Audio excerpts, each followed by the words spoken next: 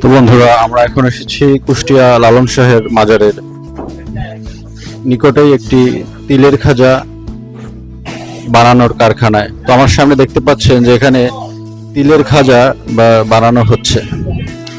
তো আসলে তিলের খাজা তো সবাই কম বেশি খেয়েছি, কিন্তু এটা প্রসেসিংটা, বানানোর যে প্রক্রিয়াটা, এটা হয়তো বা আমরা অনেকেই দেখিনি। তো এরকম সারি সারি ভাবে তিলের খাজা সাজিয়ে রাখা আছে।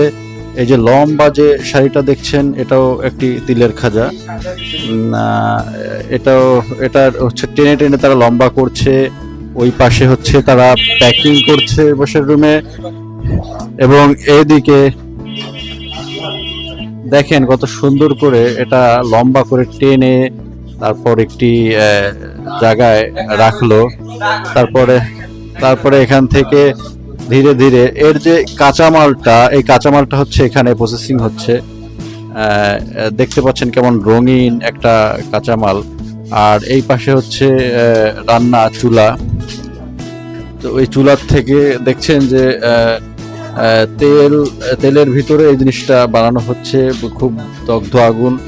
আর এইগুলো হচ্ছে এই তিলের খাজার সাজ।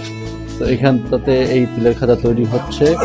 এখান থেকে তৈরি হওয়ার পরে এসে এখানে প্রসেসিং এর পরে দেন হচ্ছে মূল যে তিলের খাজার প্যাকেটটা, সেটা হচ্ছে এখানে।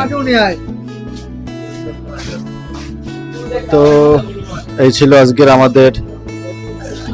দেন এখান থেকে আবার এই তিলের খাজার উপরে তিল বসানো হচ্ছে। তিল বসিয়ে প্যাকেটজাত করা হচ্ছে সারা দেশ বিদেশে বাজারজাতকরণের উদ্দেশ্যে।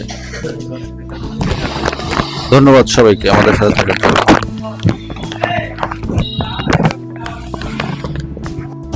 তো আমরা এই কারখানায় একজন পেশাদার যে তৈরি করে তার কাছে এসেছি।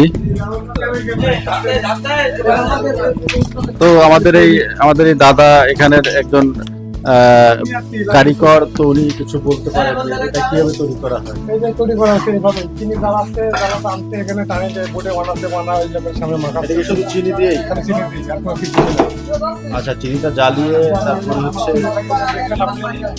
আমার এখানে তোলা হচ্ছে চিনি এনে বানায় বড় পাকড়া হচ্ছে। জি জি জি, আসলে